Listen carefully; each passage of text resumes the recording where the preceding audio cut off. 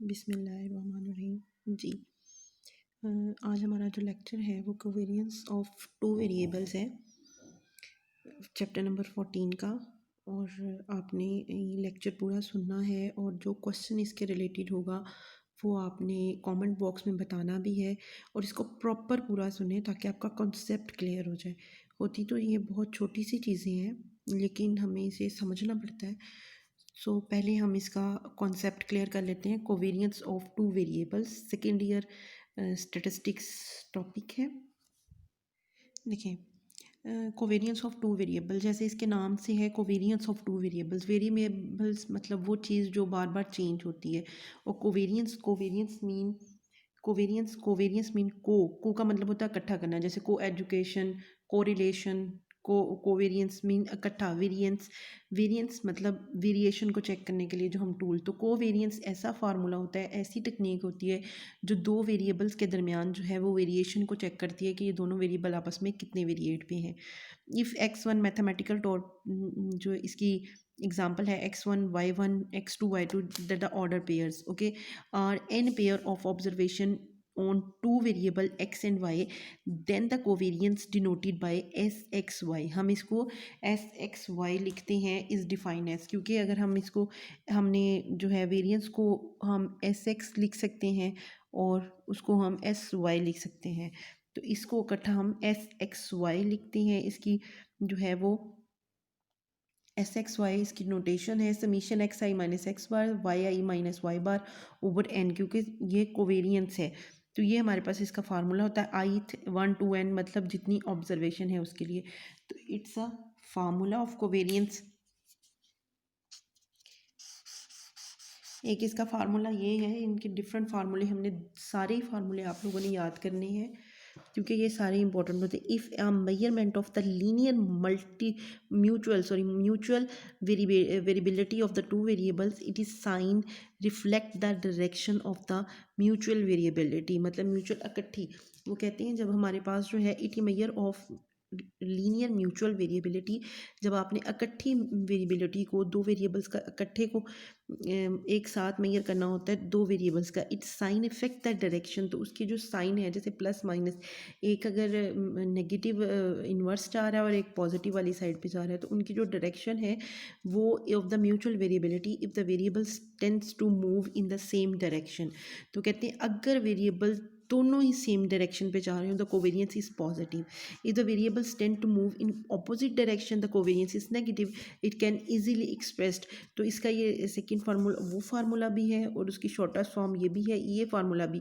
ये जो अब रिग्रेशन में आप फार्मूलाज पढ़ेंगे तो आप कोई भी फार्मूला स्किप नहीं कर सकते, आपने हर फार्मूला याद करना है, क्योंकि जब वो हमें डाटा देता है पेपर में सेकेंड ईयर की तो वो डिफरेंट टाइप का डाटा दे देता है। फॉर एग्जांपल वो हमें एक्स बार वाई बार दे दे और उसके साथ इसकी कैलकुलेशन करके दे दे, तो फिर वहाँ पे ये वाला फार्मूला पुटअप नहीं होगा, फिर हम वहाँ पे ये वाला फार्मूला लगाएंगे। इसलिए इस चैप्टर के तमाम जो फार्मूलाज हैं वो बहुत इंपॉर्टेंट है, तो ये आपने याद करने। अब देखिए उसने पीछे कहा है कि ऑपोजिट डायरेक्शन और इक्वलिबिलिटी। अब ये डायरेक्शन कुछ इस तरह से होती है।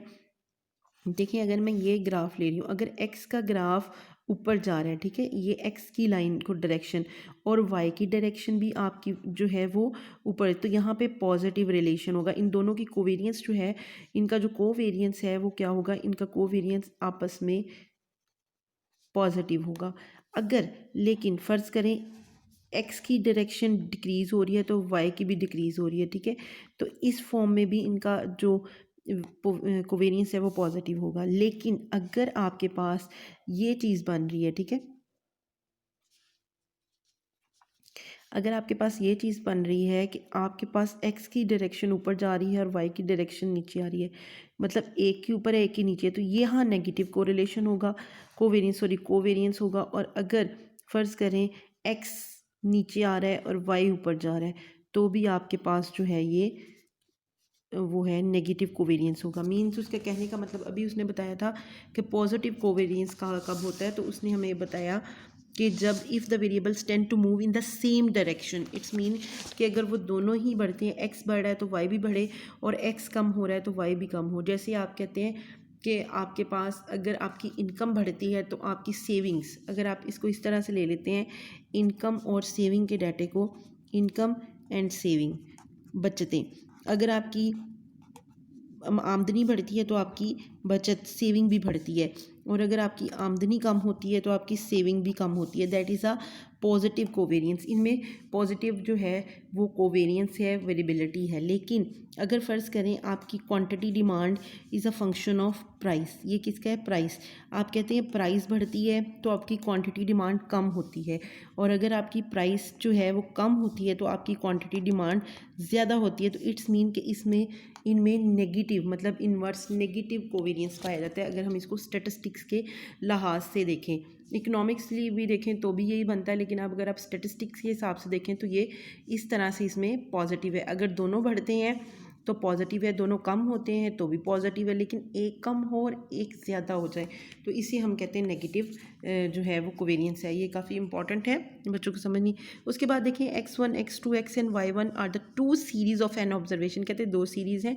अगर हम ये फ़र्ज़ कर लें कि जी आई एक स्टैंडर्ड वेरिएबल है एक्स आई माइनस प्लस माइनस आई, तो उसका फार्मूला हम जो है इंडिपेंडेंट वेरिएबल्स का कुछ यूँ करते हैं, क्योंकि हम कहते हैं कोवेरिएंस आपस में जब लेते हैं तो वो इस तरह से आती है जी, दैट्स वाई ये कोवेरिएंस आपस में इंडिपेंडेंट होते हैं, और इंडिपेंडेंट होने की वजह से ये हमेशा ज़ीरो आ जाती है अगर ये इंडिपेंडेंट हो, अगर ये हमारे पास एक स्टैंडर्डाइज्ड वेरिएबल हो तो।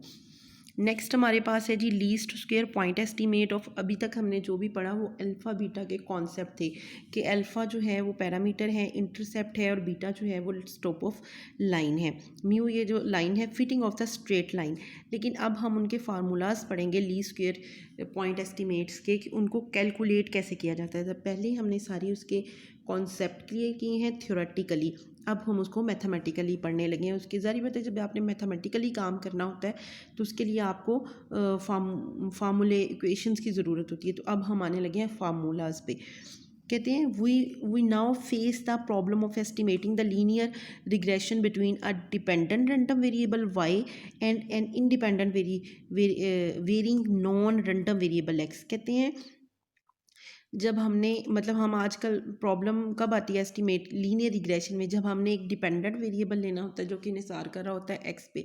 जैसे मैंने आपको बड़ी अच्छी एग्जांपल दी है प्राइस, तो ज़ाहिर बात है क्वांटिटी डिमांड प्राइस पे इफेक्ट कर रही है, मतलब इस पे डिपेंड कर रही है। प्राइस बढ़ेगी तो क्वांटिटी डिमांड कम होगी, प्राइस कम मतलब ये वेरिएबल इंडिपेंडेंट आज़ादाना तौर पर चेंज हो रहा है, जबकि इसके इफेक्ट से ये चेंज हो रहा है। ठीक है, ये चेंज हो रहा है, तो जो इसके इफेक्ट इसको हम अगर फ़र्ज़ करना चाहें तो हम क्वांटिटी डिमांड को स्टेट की मीनिंग में वाई कह सकते हैं और प्राइस को हम एक्स कह सकते हैं। तो वही चीज़ हम कहते हैं एक्स बढ़ता है तो वाई क्वांटिटी डिमांड कम होती है, अगर एक्स जो है वो कम प्राइस होती है तो ये बढ़ जाता है। मीन्स ये हमने इसको फ़र्ज़ कर लिया ये वाई है और ये एक्स है, तो एक्स यहाँ पे क्या होगा, independent, price is a independent variable और y is a dependent variable.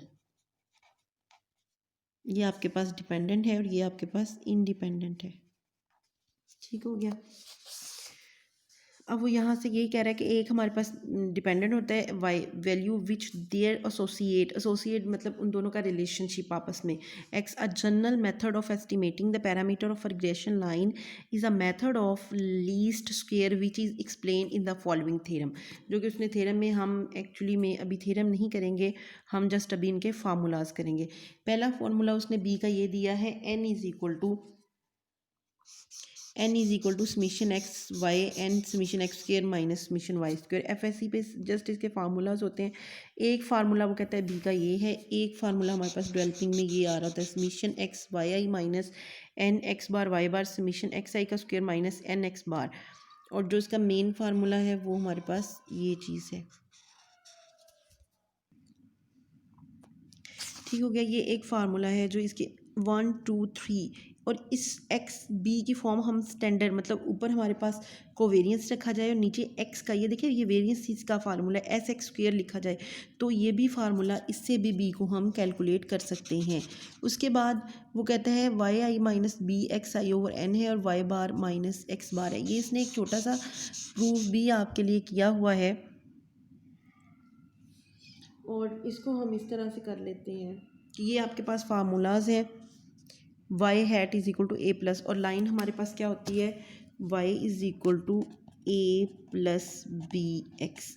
तो आप इसके लिए ये वाला फार्मूला भी यूज़ कर सकते हैं, ये वाला फार्मूला भी यूज़ कर सकते हैं, ये वाला, क्योंकि उसने ये जो जितने भी फार्मूलाज आपको दिए हैं इसके, ठीक है, ये सारे के सारे फार्मूले जो हैं हम यूज़ करते हैं डाटा की नोयत पे, कि जिस तरह का वो डाटा देगा उस तरह की हम इक्वेशंस करेंगे। The least square always passing through the point of, ये बहुत बार पूछा जाता है क्वेश्चन, सिंपली प्रैक्टिकल्स में भी पूछा जाता है। The least square line always through the x bar y bar, actually में ये origin x bar y bar से चेंज होती है। ये फार्मूलाज आपने सारे याद कर लेने हैं। The least square estimate of y over x, देखिए मैं आपसे कह रही हूँ कि अभी जो सेकेंड ईयर की हद तक हमने इनको फार्मूलाज को ही याद करना है, क्योंकि ये हमारा बीएससी का काम होता है कि हमने इनको प्रूव करना है। Y i hat is equal to x bar plus x minus the least square regression line that the other line, हम इस तरह से भी कैलकुलेट कर सकते हैं। आपने ये सारे फार्मूले, ए का ये वाला फार्मूला है और बी के ये 1 2 3 4 ये बी के फार्मूले हैं और ये ए के फार्मूलाज हैं, ठीक है। मोस्टली जो यूज़ होता है फार्मूला एक्स, जो हमें वो कह दे तो हम लगाते थे summation x I minus x bar Y i minus Y bar over summation x I minus x बार का स्क्वायर। देखा जाए तो ये ऊपर वाली चीज़ है समीशन एक्स वाई का, तो इस चीज़ को हम एक्चुअली में बी इज इक्वल टू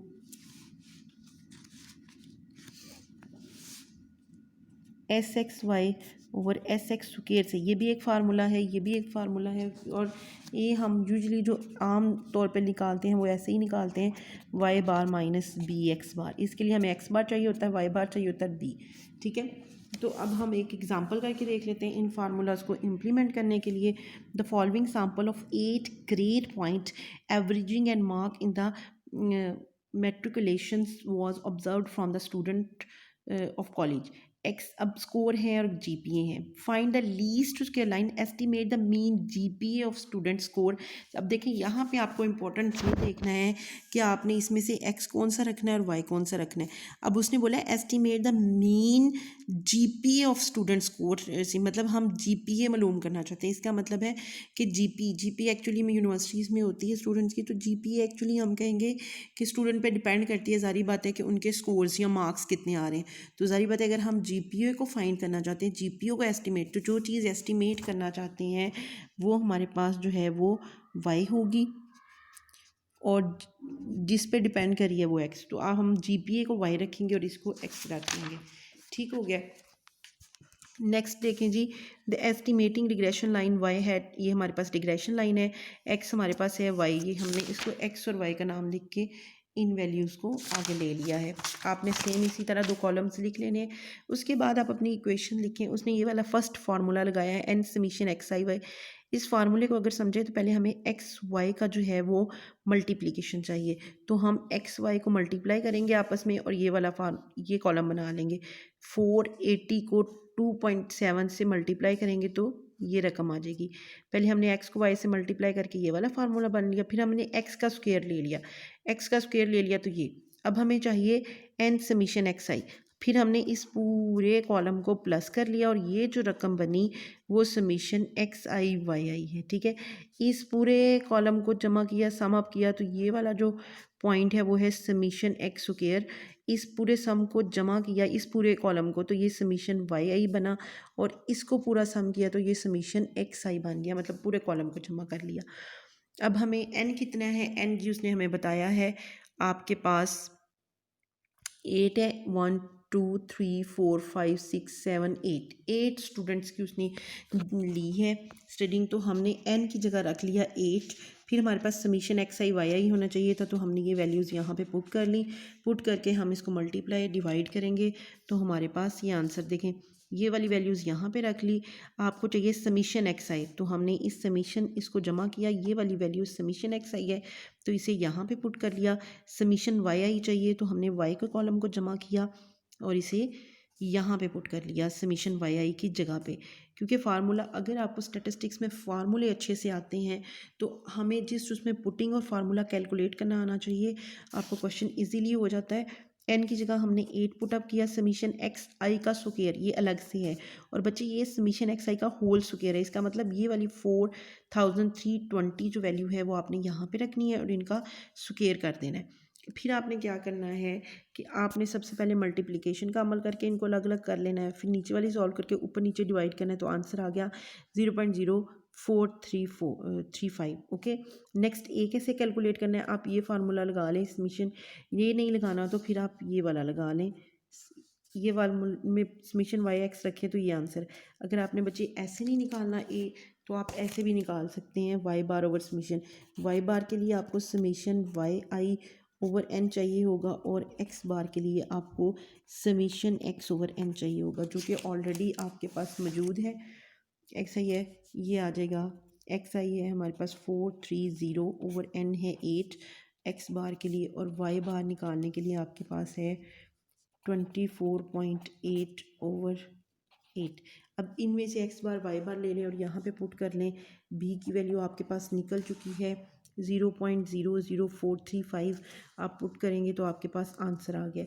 अब उसने ये कहा था कि आप लाइन फिट करें ये वाली, और इसमें लाइन फिट करें इसके अंदर, तो ये 600 जो है the scoring students of 600 marks, तो ये स्टूडेंट्स के जो 600 मार्क्स हैं इसके लिए भी आपने लाइन एस्टिमेट करनी है एक्सपेक्टेड वैल्यू। तो हमें एक्सपेक्टेड वैल्यू जब हम ये लाइन फिटअप कर चुके होंगे, हमारे पास ये लाइन बन जाएगी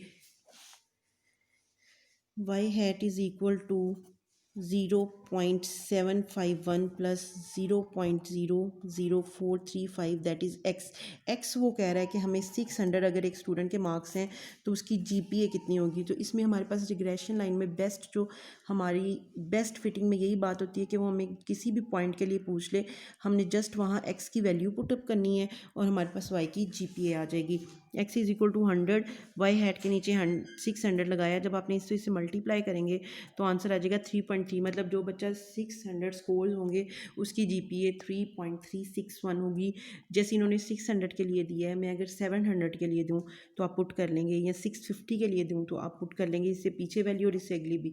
तो इसलिए रिग्रेशन लाइन बेस्ट होती है कि रिग्रेशन लाइन फिटअप करने के बाद हमें वो किसी और पॉइंट के लिए कोई भी चीज़ करता है तो हम उसमें जस्ट पुटअप करते हैं और उसको निकाल देते हैं। ओके जी, अल्लाह हाफिज़, थैंक यू।